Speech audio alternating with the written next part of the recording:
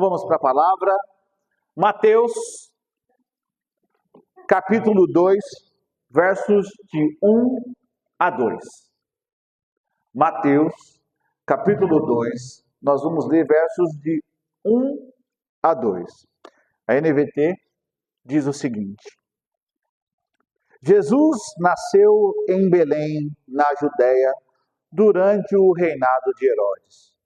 Por esse tempo, alguns sábios das terras do Oriente chegaram a Jerusalém e perguntaram: onde está o recém-nascido rei dos judeus? Vimos a sua estrela no Oriente e viemos a adorá-lo. Uma outra versão diz: Jesus nasceu em Belém, na Judéia, durante o reinado de Herodes. Por esse tempo, alguns sábios das terras do Oriente, algumas versões dizem alguns magos, mas alguns sábios da terra do Oriente chegaram a Jerusalém e perguntaram: onde está o recém-nascido rei dos judeus? Vimos a sua estrela no Oriente e viemos a adorar. Pai amado, eu quero te agradecer pela oportunidade que o Senhor nos dá, Senhor, de estarmos reunidos nessa manhã.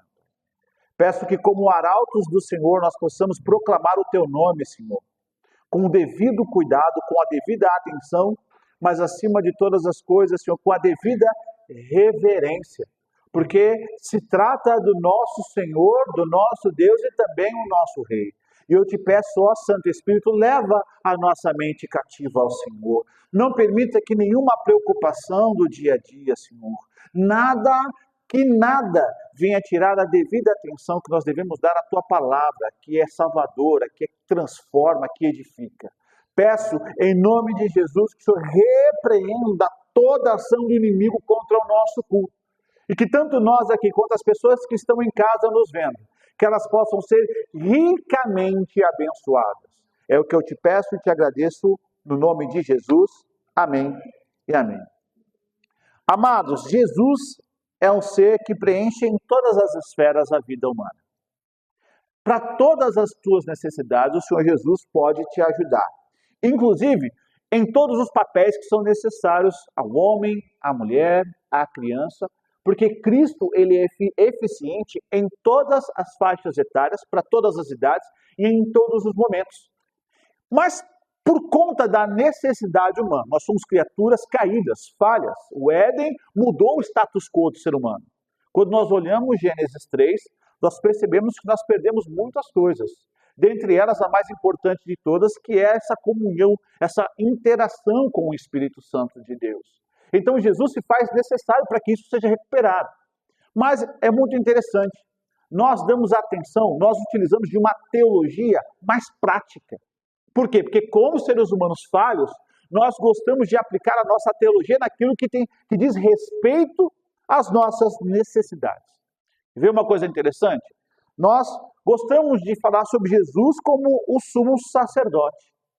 Dada a nossa necessidade de um mediador entre nós e Deus. Hebreus capítulo 5, verso 6, não precisa ficar colocando, tá? Porque eu vou um pouco mais rápido. Mas Hebreus capítulo 5, verso 6, fala desse papel de Cristo como nosso sacerdote. E diz o seguinte, ó: como também em outro lugar diz: tu és sacerdote para sempre segundo a ordem de Melquisedeque. Então, como nós precisamos de um mediador, nós focamos a nossa teologia nesse Cristo que intercede por nós. Amém? Como também somos seres humanos caídos e falhos, nós também pensamos muito nesse Cristo, que é o Cristo Cordeiro. Aquele que ofereceu o sacrifício perfeito, dada a nossa necessidade de um sacrifício expiatório, vicário. Alguém que se entregasse em nosso lugar. Aonde está isso, pastor João? Evangelho de João, capítulo 1, verso 9. Diz o seguinte: no dia seguinte, viu João a Jesus, que vinha para ele e disse: eis o Cordeiro de Deus que tira o pecado do mundo. E assim acontece sucessivamente. Então nós pensamos nesse Cristo como sumo sacerdote, nós pensamos no nosso Senhor Jesus Cristo como o Cordeiro, nós pensamos em Jesus como o Messias, porque nós precisamos de um Salvador. A humanidade está caída. Se você olhar para o mundo, você vai perceber que há um problema com o mundo. O mundo está caído e o mundo precisa de um Salvador. Então, a nossa tendência também é focar nossa teologia, as nossas orações, as nossas práticas religiosas nesse Jesus que é Messias. Só que, dentre todos os títulos que são conferidos a Jesus, obrigado, o de rei fica para um segundo tempo, para uma segunda instância. Então nós pensamos em Jesus como Messias, pensamos em Jesus como um Senhor e Salvador, pensamos em Jesus como esse ser que fez o sacrifício expiatório. Por quê? Porque pela prática humana, pela nossa necessidade, pelas nossas deficiências, é claro que nós vamos aplicar à teologia aquilo que nos mais é conveniente. Só que de todos esses papéis, nós acabamos esquecendo um pouquinho Jesus no papel de rei. Tanto é que logo, logo nós teremos o Natal. E no Natal, outra teologia que nos serve será aplicada. Vamos falar de Jesus, o menino que nos nasceu, o filho se nos deu. Vamos lembrar do texto de Isaías. E vamos celebrar esse menino que nasce e que vem para nos resgatar. Mas mais uma vez, em mais uma festividade, o papel de rei será colocado de lado. Pensando nisso, eu quero trazer um pouquinho essa noção do reinado de Cristo Jesus para nós essa manhã. E é tão interessante porque nós, como brasileiros, nós não temos uma boa visão daquilo que foi o reinado, dado o aspecto da vinda do rei de Portugal para cá, como começou o nosso país, e nós perdemos um pouquinho a essência do que é um rei. Outras culturas já têm isso mais enraizado. Como, por exemplo, você pega a Inglaterra. Até então, tinha a rainha Elizabeth II, que nasceu em 1926 e faleceu agora recentemente. Mulher que molhou os pés no barro do dilúvio. Porque, olha, o pessoal está interminável. Até recentemente. E os ingleses, eles têm muito essa noção e esse respeito pela figura do rei. Mas quem é o rei, ou o que é o rei, ou qual é o seu papel numa sociedade? Bem, ao longo da história, o rei, ou a palavra rei, foi um termo utilizado para governantes que eram donos de um determinado território. E vários povos pegaram esse líder maior e denominaram como rei. É claro que, por conta do léxico, da diferença das linguagens, em cada território, essa figura assumiu um nome ou um papel específico. Nós temos, por exemplo, os sumérios, que chamavam essa figura, esse líder de Shahum. Nós temos, por exemplo, um latim, que era o Rex para os romanos. Para os gregos, o nome do rei era o Basileu. Para as pessoas em sânscrito, que falavam sânscrito, era Rajá. Para o alemão, era Kunigas.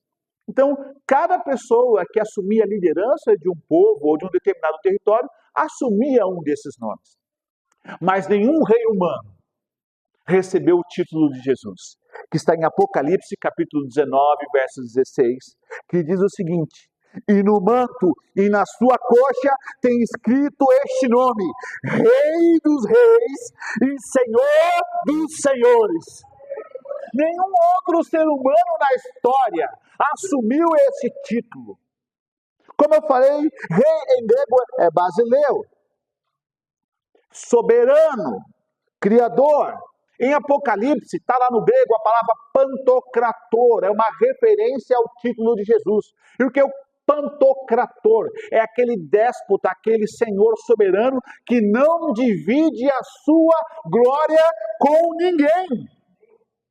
Marcos capítulo 4, verso 62 diz: Jesus asseverou: eu sou, e vereis o Filho do Homem assentado à direita do Poderoso. Aqui está, Pantocrator, sentado à direita do Poderoso e chegando sobre as nuvens. Jesus está fazendo uma referência de como ele virá, porque ele já veio como cordeiro, mas ele virá como leão e como rei de toda a terra. E todos os reis humanos, todos os príncipes humanos, todas as pessoas vão ter que olhar para o céu. Pessoas que olham para as pessoas agora de cima para baixo, porque possuem um título e acreditam que são superiores às outras, um dia vão ter que olhar para o céu e ver o verdadeiro Rei dos Reis e Senhor dos Senhores vindo sobre a nuvem. Portanto, pensando nisso, pensando na majestade desse Rei Jesus, eu quero trabalhar com vocês essa manhã três aspectos da majestade de Jesus, aonde ela se manifesta. E o primeiro aspecto é que Jesus é Rei sobre o cosmos. Jesus é Rei sobre o cosmos. E o que é cosmos? Cosmo é o universo em seu todo, ou seja, é tudo aquilo que existe no universo formado de matéria e energia. Essa palavra provém do grego antigo cosmos, que exprime o sentido de existência em harmonia de todas as coisas. Portanto, Jesus é Rei sobre tudo o que existe. Embora o pecado tenha temporariamente retirado a ordem do cosmos, a gente percebe que as coisas estão meio complicadas. Só abrir um parênteses interessante, a gente não pensa no efeito do pecado. O pecado é algo tão grandioso e Deus abomina tanto o pecado. E por quê? Porque o pecado tirou a ordem do cosmos criado por Deus. O pecado afastou, interrompeu o vínculo entre Criador e criatura. É por isso que as coisas estão do jeito que estão. É por isso que ocorrem terremotos, porque pensa comigo, terremoto não gera morte? Terremoto gera morte. A queda de um meteoro não pode gerar morte? A queda de um meteoro pode gerar morte. Ué, mas como é que Deus construiria no Éden um mundo perfeito se houvesse terremotos, se houvesse frio a tal ponto de congelar seres humanos, se houvesse a possibilidade de cair meteoros? Então eu quero que você saiba, o pecado afetou o cosmos. O pecado afetou todas as coisas que existem. Então, Cristo, quando vem como Rei, vem para restabelecer a ordem de todas as coisas, inclusive a ordem do cosmos. Olha como ele é Rei e como ele é soberano. Jesus, ou o nascimento de Jesus, é o único na história que é precedido e anunciado pelas estrelas do céu. Olha como ele é Rei do cosmos. Nenhum outro rei teve o seu nome anunciado por um evento fora da terra, só Jesus. Se você dá uma olhadinha em Mateus, capítulo 2, verso 9, registra o seguinte: depois de ouvirem o rei, estavam lá conversando com Herodes, eles seguiram o seu caminho, e a estrela que tinha visto no Oriente foi adiante deles, até que finalmente parou sobre o lugar onde estava o menino. Isso aqui eu fico maravilhado. Algumas pessoas falam o seguinte, pode ter ocorrido uma supernova, pode ser um meteoro, poderia ter sido um cometa, poderia ter sido uma conjunção planetária, eu não sei. O que eu posso te dizer é que o cosmos, a galáxia, estava anunciando a chegada do nosso rei. A galáxia. A galáxia estava manifestando que viria o Rei. O nascimento de Jesus é o único celebrado visivelmente nos céus por anjos. Olha que lindo! Lucas capítulo 2, verso 13, registra o seguinte: de repente, uma grande multidão do exército celestial apareceu com o anjo, louvando a Deus e dizendo: glória a Deus nas alturas e paz na terra aos homens, aos quais ele concede o seu favor. Você percebe como o cosmos está glorificando o nome do nosso rei. Primeiro, o seu nascimento exige que a galáxia anuncie. É uma estrela, não é homem. É uma estrela que anuncia a chegada do rei. Depois, quando nasce, veio uma ordem de anjos, os céus manifestando a glória do nascimento do nosso rei. E o cosmos, ele está tão nas mãos, a galáxia, ela está tão nas mãos de Jesus, que até a sua volta será anunciada por ele. Olha só o texto que eu vou ler para vocês agora, que fica em Lucas capítulo 21, verso 27, diz: então verão vir o Filho do Homem numa nuvem, com poder e grande glória. Jesus vindo, o céu se abrindo para a entrada do Rei do Cosmos, o Senhor do Universo. Jesus, queridos, ele reina até sobre a matéria. Quando você dá uma olhadinha em Mateus capítulo 4, versos 23 a 27, diz o seguinte: tendo despedido a multidão, subiu sozinho ao monte para orar. Ao anoitecer, ele estava ali sozinho, mas o barco já estava a considerável distância da terra, fustigado pelas ondas, porque o vento soprava contra ele. Alta madrugada, Jesus dirigiu-se a eles, andando sobre o mar. Ele é rei da matéria, porque ele anda sobre as águas. Ele é rei da matéria, porque ele converte água em vinho. Ele é rei da matéria porque ele transforma a pele morta, células mortas em células vivas. Quando ele fala para Lázaro: Lázaro, sai para fora. Ele é rei sobre todas as coisas, mas principalmente sobre a existência de tudo. Você sabe que nós estamos vivendo um momento muito complicado. Momento de guerra em Israel. Estamos vivendo agora um momento pós-pandemia. Estamos passando por um momento muito triste no nosso país, porque quando você olha as notícias do Rio Grande do Sul, as coisas que aconteceram lá, o processo, o dinheiro que eles estão investindo, os esforços para reconstruir aquela região. E às vezes a gente pode pensar: olha, Senhor Jesus, tanta coisa acontecendo, Pai amado. Onde está o Senhor? Talvez você tenha perguntado isso, eu sei, conheço pessoas que se perguntaram sobre a presença de Jesus no momento da pandemia, no momento em que viu todas as coisas escorrerem por água abaixo. Mas eu quero que você saiba, essas coisas só provam um item: que tudo está fora do controle do homem, mas nada está fora do controle do nosso Deus. Sabe por quê? Porque todas as coisas cooperam para o bem daqueles que amam a esse Rei. E até as lágrimas ele é capaz de converter em sorriso. Então guarda o que eu estou te falando. Jesus continua reinando. Jesus continua reinando. Jesus continua firme e forte, soberano sobre todo o cosmos. Amém? Então todas as vezes que você ligar a TV, ver um noticiário falando sobre invenções, falando sobre essas questões do futuro, o Rafael veio falar aqui com a gente, e realmente é alarmante essa questão da Previdência. Ele chutou 15 anos. Eu falei: mas não podia esperar mais 50 na minha mente? É alarmante aquilo que ele nos trouxe hoje.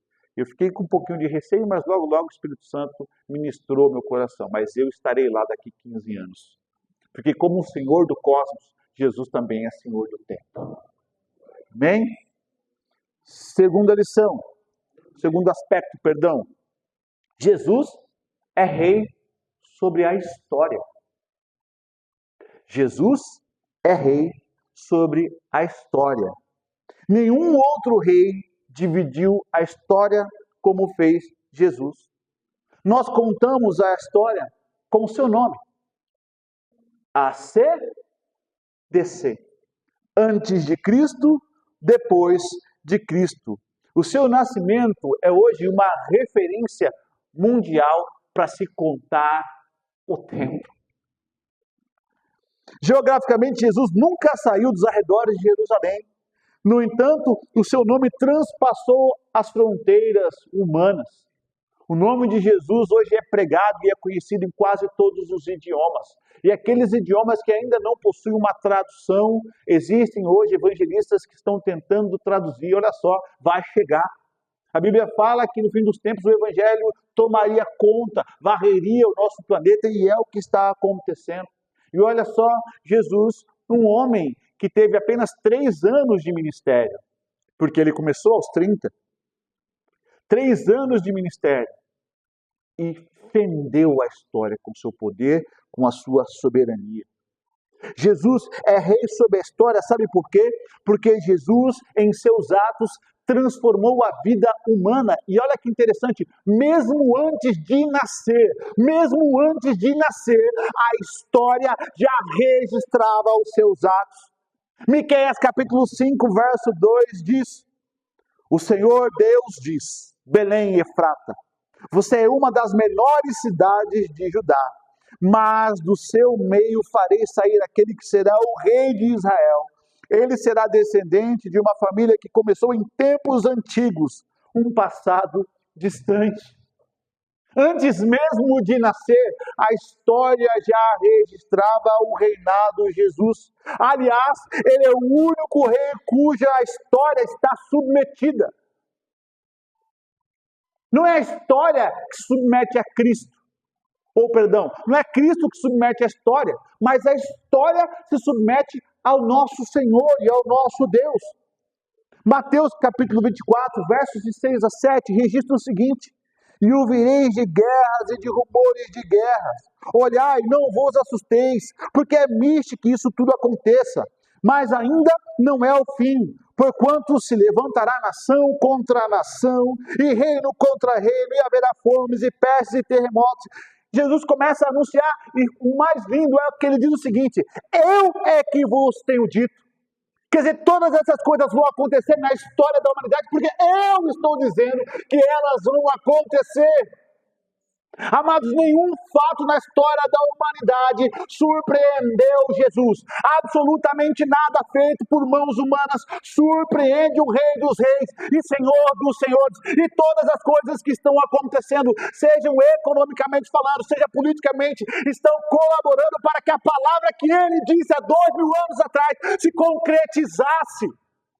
Porque ele continua sendo rei e soberano sobre todas as coisas e também sobre a história da própria humanidade. Gálatas capítulo 4, verso 4, tem um texto que é lindo. E ele diz o seguinte: mas, vindo a plenitude dos tempos, Deus enviou o seu Filho nascido de mulher, nascido sobre a lei. E o que é plenitude dos tempos? A plenitude dos tempos significa basicamente o momento apropriado para que algo aconteça.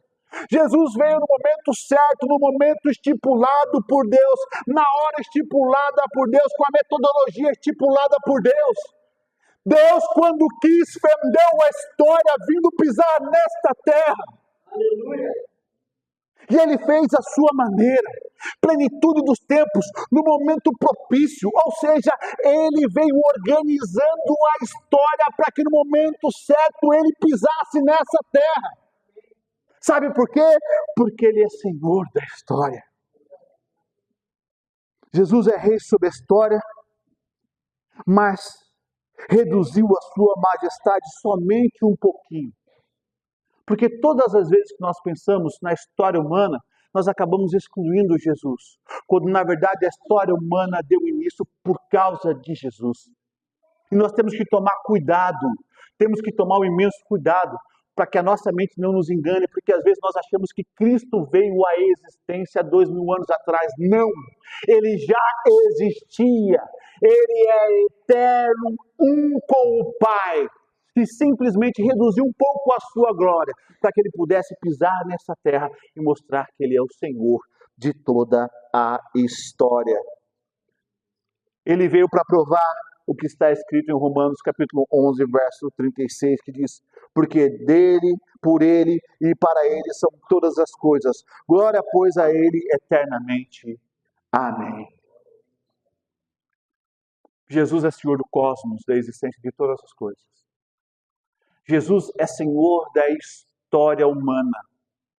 Então, todas as coisas, eu fico pensando, políticos, economistas, todo mundo trabalhando, achando que domina alguma coisa, que tem domínio, poder sobre alguma coisa. Eu fico pensando em Cristo, rindo-se, como diz o Salmo 2. Ri-se no céu, nosso Deus, porque quem toma conta de todas as coisas é... Agora, olha só. Se Jesus é rei do cosmos, toda a existência. Jesus é rei da história, porque ele deu um andamento. Quando está lá em Gênesis, capítulo 1, verso 1, e no princípio Deus, ali era Jesus dando início à história humana. Porque além dele ser Senhor sobre cosmos, sobre a história, eu quero que você grave agora esse terceiro aspecto, por favor. Sabe qual é? Jesus é rei de direito sobre os homens, ou o coração dos homens, melhor dizendo. Jesus é rei de direito sobre o coração dos homens. Por que rei de direito? Após o pecado, o relacionamento entre Deus e os homens foi rompido. Perdemos a intimidade com Deus, perdemos o direito ao Éden, fomos expulsos de lá, e perdemos o direito à vida, porque a partir de Gênesis 3 o ser humano passa a morrer. Foi Jesus que conquistou tudo isso para nós novamente, e conquistou pagando um alto preço, e o preço foi o seu próprio sangue. A moeda de troca foi o seu próprio sangue. Sob a ordem de Pilatos, o governador romano, uma inscrição foi colocada sobre a cruz que dizia: Jesus Nazareno, rei dos judeus. Olha só que interessante. Essa inscrição foi colocada em 3 idiomas diferentes. Ela foi colocada em hebraico, grego e latim. E é claro que quando Pilatos manda registrar esse nome, Jesus Cristo, Rei dos Judeus, ele estava fazendo com uma intenção. Ele estava se utilizando de uma figura de linguagem chamada ironia. Então ele escreveu lá para provocar mesmo os judeus, escreveu para ser irônico. Só que olha que interessante, Pilatos tentando ser irônico, na verdade, ele gerou uma outra figura de linguagem.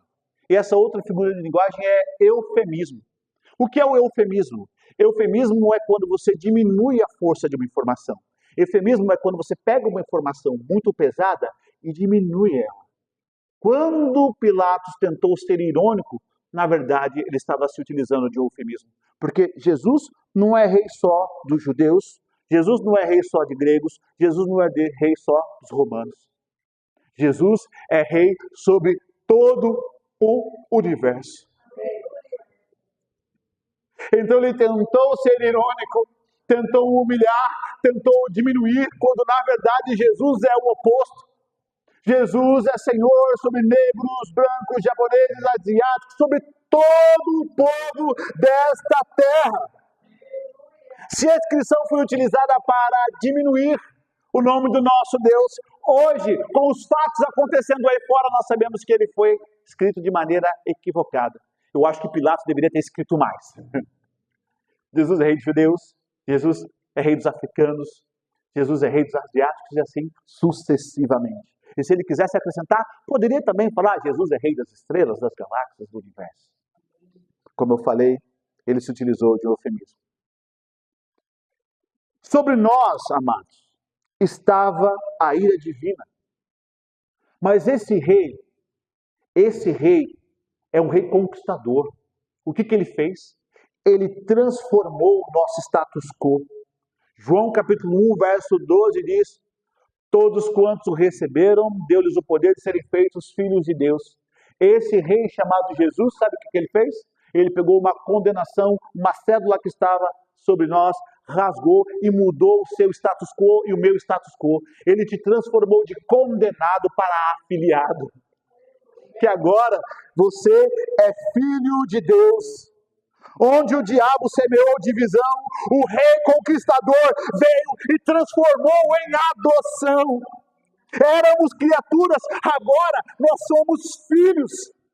Você percebe que não há como combater este rei, porque tudo que o diabo fez para condenar, para separar, o rei veio e transformou a condenação em reconciliação. Ele transformou o abandono em adoção. E ele transformou o seu corpo em templo do Espírito Santo. Essa é a ação do rei.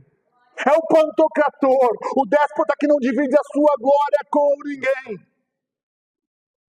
É por isso que a palavra é fiel quando ela diz que até os demônios ouvem, sabem que Deus é um e tremem, porque eles sabem quem é o rei.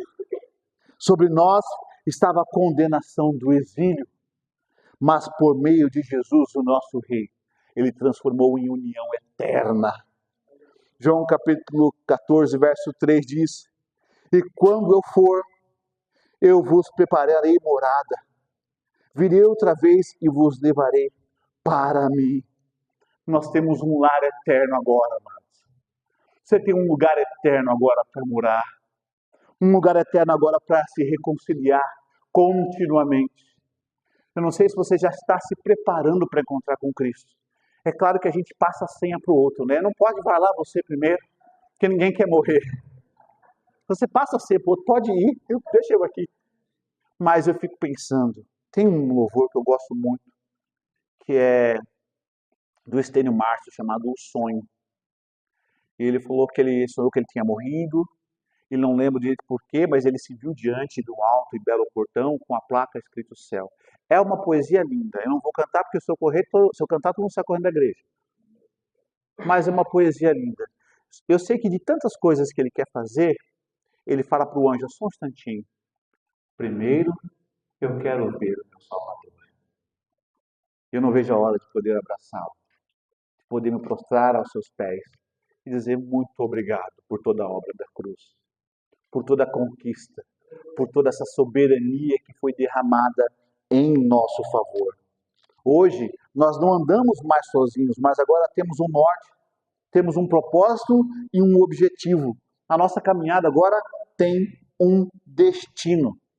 Sobre nós estava a condenação da morte, mas o Rei veio e nos concedeu vida, e vida plena. E ele diz, em verdade, vos asseguro, quem ouve a minha palavra e crê naquele que me enviou, tem a vida eterna. Agora vem a parte mais complicada de tudo isso. Porque eu falei que Jesus é rei sobre o cosmos. Falei que Jesus é rei sobre a história.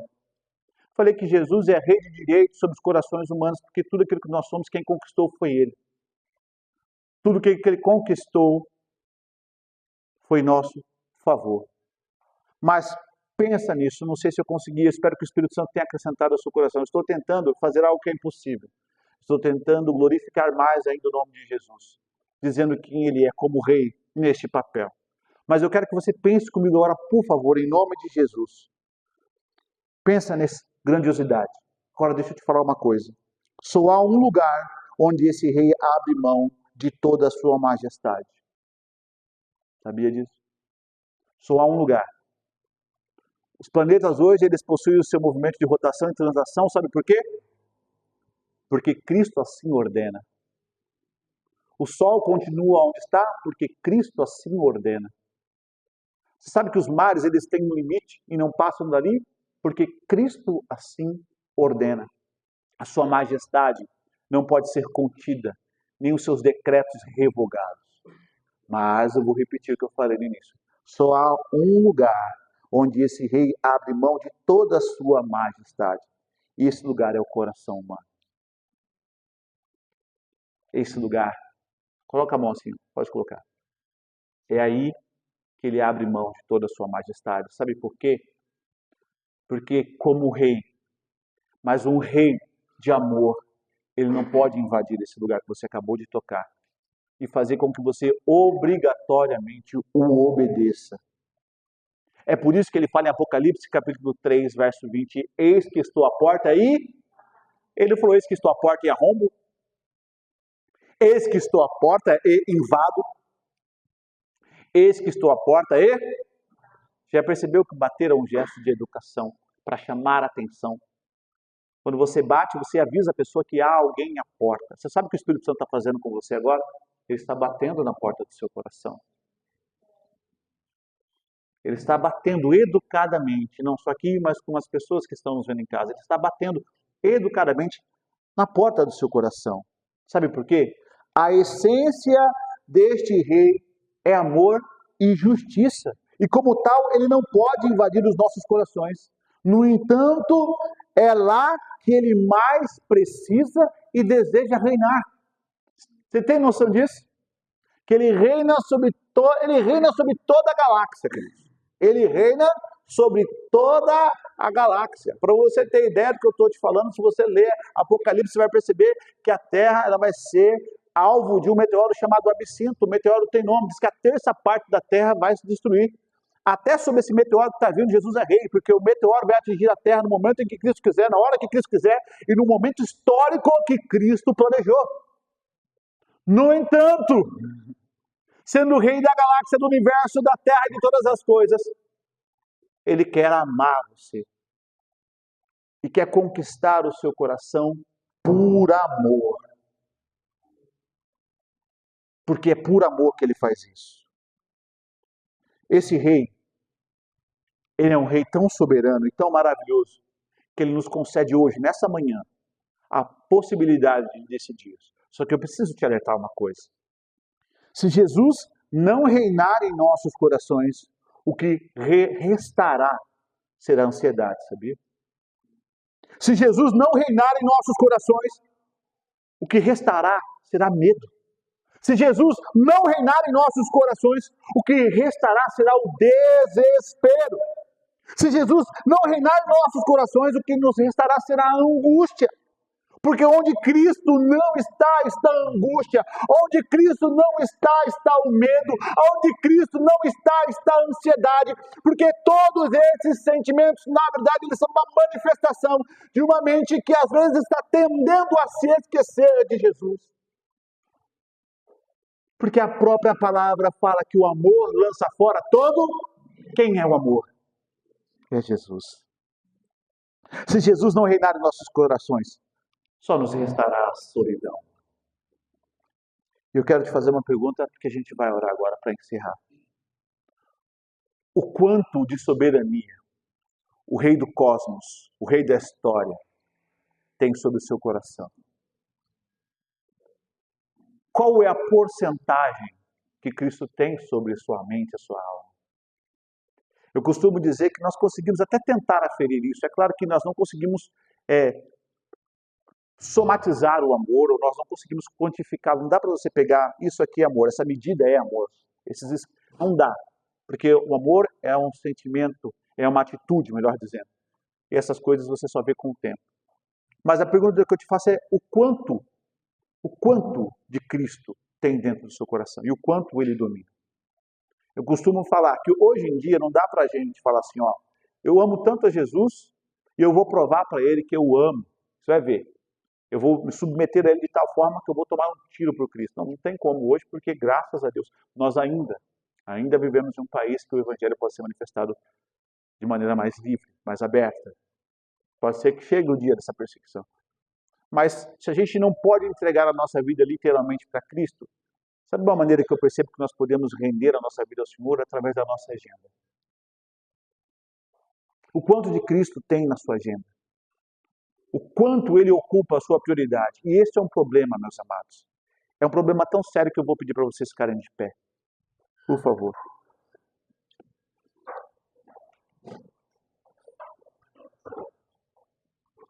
Porque nós temos o péssimo hábito, pautado tudo o que eu falei com vocês, nós temos o péssimo hábito de tentar enganar o nosso Cristo. O nosso rei, lembra? Ele é rei sobre todo o cosmos. Ele é o rei da história, mas ele deseja ser o rei dos nossos corações. E aqui ele domina. E às vezes nós falamos, Deus, eu te amo, eu me entrego, mas nosso compromisso com Cristo fica no final da agenda. Às vezes eu falo assim, Senhor, eu te amo e eu quero fazer todas as coisas que precisam, mas nós sabemos, você se conhece. Você sabe quantas vezes você dá desculpa para se entregar mais a Deus. Eu conheço quantas vezes eu dou desculpas para me entregar mais a Deus. Eu percebo isso por conta da minha agenda. Porque às vezes a agenda eu falo, isso eu faço, isso eu não faço, isso eu quero fazer, isso eu não quero fazer. E quando eu não quero fazer, eu dou desculpas.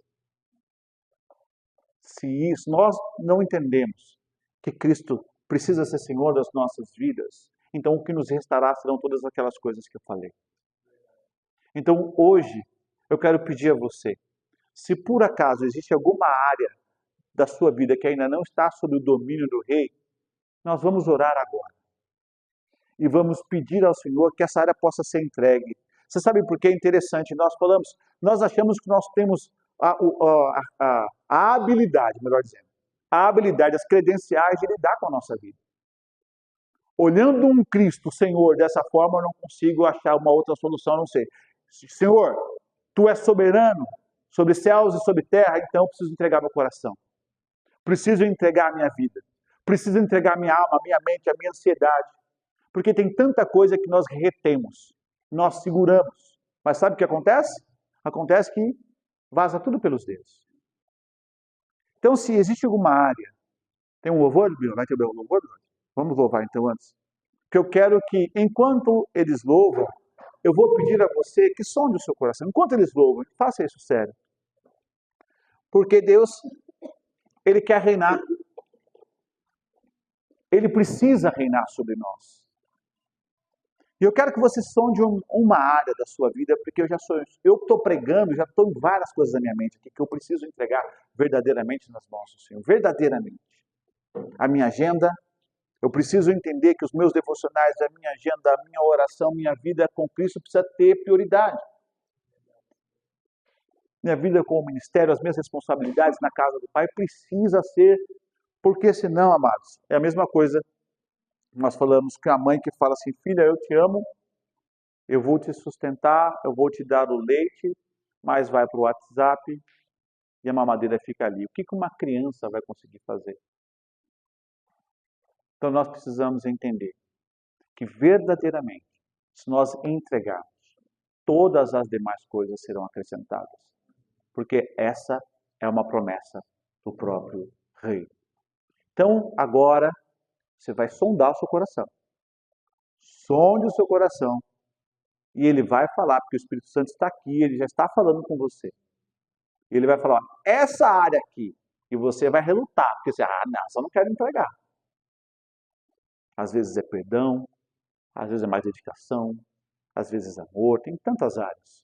Que às vezes nós achamos que nós lidamos, aqui está a questão, nós achamos que nós lidamos melhor, eu sou melhor para lidar com isso.